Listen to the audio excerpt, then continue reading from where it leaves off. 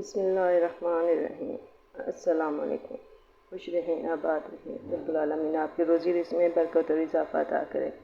आज मैं रेसिपी आपसे शेयर करने लगी हूँ है अचार गोश्त। अचार गोश्त बनाने के लिए मैंने 1 किलो गोश्त लिया है और 1 किलो गोश्त के साथ जो मैंने मसाला जात लिए वो है अचार गोश्त का मसाला है ये, और ये अदरक लहसुन का पेस्ट। इनके साथ ही मैंने टमाटर लिए हैं 1 किलो, इनको मैं ग्राइंड कर लूँगी। और साथ में हस्ब ज़रूरत आप जितनी भी आपको रिक्वायर्ड हो आप अपनी मिर्चें ले सकते हैं। मैंने यहाँ आधा पाव के करीब तकरीबन मिर्चें ली हैं, क्योंकि मैं ये सारी मिर्चें इसमें शामिल करूँगी। हमारे यहाँ मिर्चें ज़्यादा खाई जाती हैं। अदरक लहसुन का पेस्ट जो है वो मैं यहाँ पे फ्राई करने लगी हूँ। जैसे ये फ्राई थोड़ा सा हो जाएगा तो मैं इसमें गोश्त शामिल कर दूँगी, ताकि गोश्त को भून लूँ अच्छे तरीके से। अदरक लहसुन को भूनने के बाद देखें मैंने इसमें अब गोश्त शामिल कर दिया है। इस गोश्त को भी मैं भूनूंगी और इसके साथ ही इसमें मैं जो अचार गोश्त का मैंने मसाला आपको दिखाया है वो सारा शामिल कर दूँगी और इसको इतनी देर तक भूनूंगी कि ये ऑयल अलग हो जाए। ये देखिए जी, गोश्त हमारा जो है तकरीबन 15 मिनट तक मैंने इसको भूना है और इसमें ऑयल अलग हो गया है इसमें। अब मैं इस स्टेज पर यहाँ पे पानी डालूँगी ताकि गोश्त को अच्छे तरीके से गला लिया जाए, क्योंकि मैंने हड्डी वाला गोश्त लिया है और इसकी बोटियाँ जो है ज़रा बड़ी रखी हैं, तो इसलिए थोड़ा टाइम लगेगा गलने में। तो इसको मैंने पानी इतना डाल दिया है कि ये अच्छे तरीके से गल जाए। अब मैं इसको तकरीबन 15 से 20 मिनट तक के लिए जो प्रेशर कुकर में डाल के रखूँगी और 15 से 20 मिनट के बाद मैं इसको खोलूँगी और देखूँगी कि गोश्त गल चुका है। तो फिर और जब गोश्त गल चुका होगा तो आगे का प्रोसीजर मैं आपको बताऊँगी।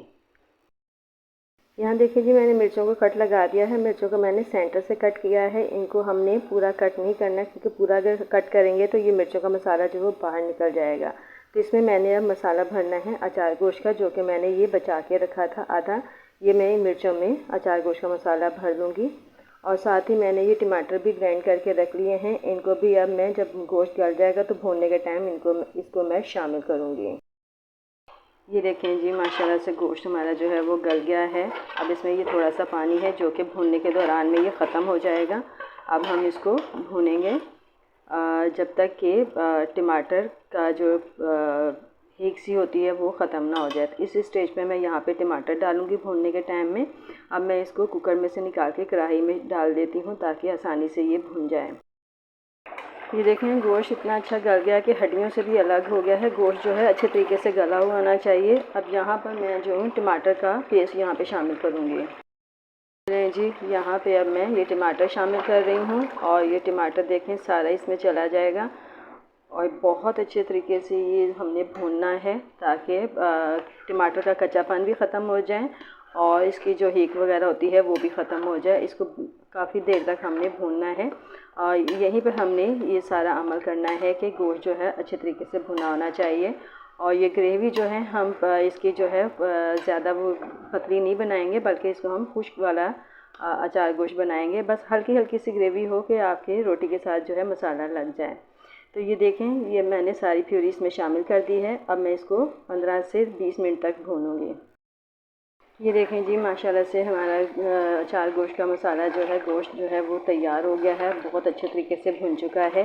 ये मैंने इसमें जो ग्रेवी रखी हुई है, ये कोई मैंने इसमें पानी का शुमार नहीं किया है, कोई पानी का एक कतरा भी इसमें नहीं डाला गया है, क्योंकि ये टमाटर की ही ग्रेवी है और ये इतनी ही रहेगी। इससे हमने और ज़्यादा खुश्क नहीं करना है। तो यहाँ पे इस स्टेज के ऊपर मैं यहाँ इसमें तमाम हरी मिर्चें जो हैं वो शामिल कर दूँगी, जो कि मैंने मसाले से भर के रखी हुई थी, और साथ ही बाकी का जो बचा हुआ मसाला था वो भी मैंने इसमें ऐड कर दिया है। अब इसको मैं 10 मिनट तक दम पे रख दूँगी ताकि मिर्चें जो हैं अच्छे तरीके से गल जाएँ और इसका फ्लेवर जो है ये सालन में आ जाए। तो ये देखें, यकीनन आपको मेरी ये रेसिपी पसंद आई होगी। कि मेरी ये रेसिपी आपको पसंद आई तो लाइक कीजिएगा, शेयर कीजिएगा और आइंदा आने वाली वीडियो तक के लिए अब मुझे इजाज़त दीजिए। आखिर में मैं यहाँ पे इसको कोयले का स्मोक दूँगी और फिर आप इसको अपने घर में बना के देखिएगा कि यकीनन आपको मेरी रेसिपी पसंद आएगी और इसी तरीके से आप भी मेरी रेसिपी को फॉलो कीजिएगा। अब मुझे इजाज़त दीजिए। खुदा हाफ़िज़।